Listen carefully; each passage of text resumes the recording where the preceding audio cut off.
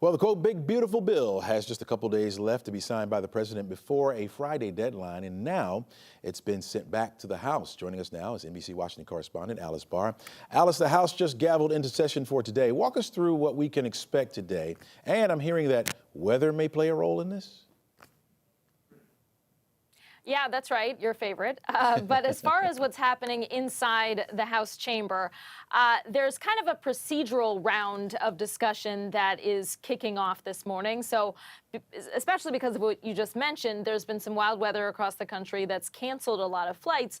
Many lawmakers have decided to jump into their cars. They're driving long distances to make it back here, but that's kind of constraining the timetable here. And Speaker Johnson acknowledged that any final vote here may have to wait until tomorrow.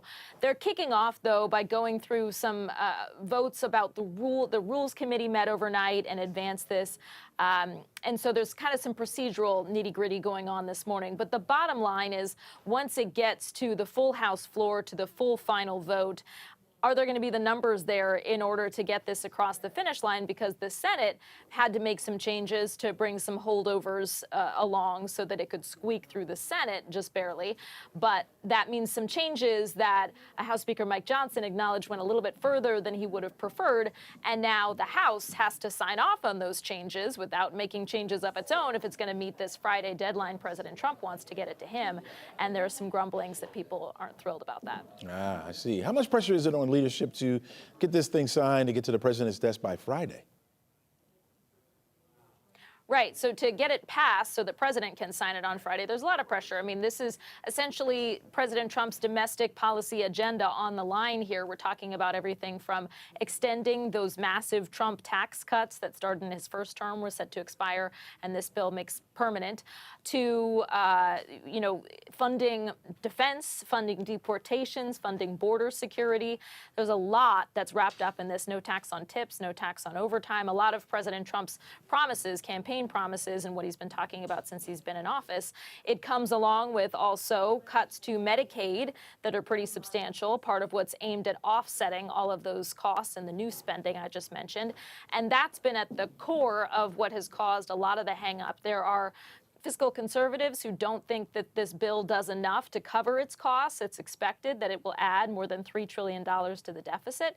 And then there are more moderates who are concerned about the Senate version going even further in terms of cuts to federal aid.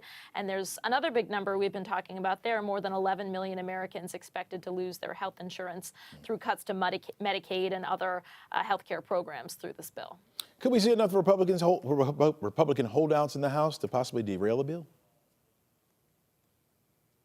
So, yeah, there's definitely been concern. You know, there's a pretty hardcore group of fiscal conservatives in the House, and we've heard from some of them coming out and saying that they don't think. We heard Marjorie Taylor Greene saying, she called in to an interview and said she did not think that there would be enough votes in the House to get this through for one person.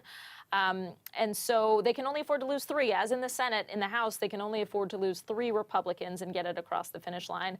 And there's a fairly substantial group of House Republicans that tends to balk at anything that's going to raise the deficit. And again, that seems to be pretty substantially established that that's going to happen here, according to the nonpartisan Congressional Budget Office. So that's a pretty big bill pill to swallow for those fiscal conservatives that have long been opposed to any kind of increase like that. Certainly understand that, Alice. Really appreciate your insight on it. We'll be getting back to you soon about this bill.